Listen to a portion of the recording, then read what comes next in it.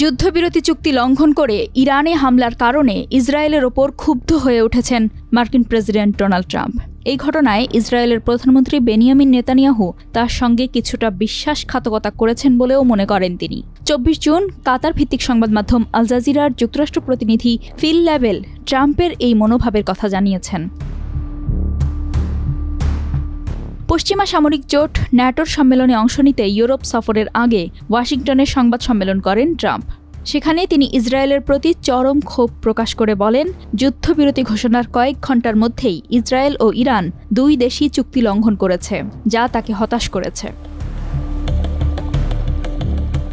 Level বলেন, তিনি Israel ও Iran দুই পক্ষের ওপরই ক্ষুব্ধ ছিলেন, তবে এটা স্পষ্ট বোঝা যাচ্ছিল অতিরিক্ত যে ক্ষোভ তা ছিল ইসরায়েলের প্রতি।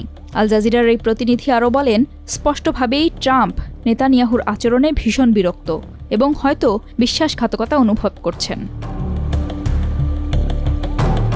যুদ্ধবিরতির প্রস্তাবে সমর্থন নিশ্চিত করতে ২৩ জুন নেতানিয়াহুর সঙ্গে টেলিফোনে কথা বলেন ডোনাল্ড ট্রাম্প।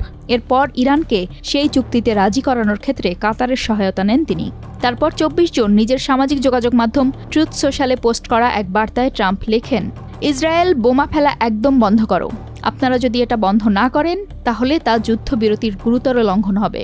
এখনই এই মুহূর্তে নিজেদের পাইলটদের ফিরিয়ে আনুন।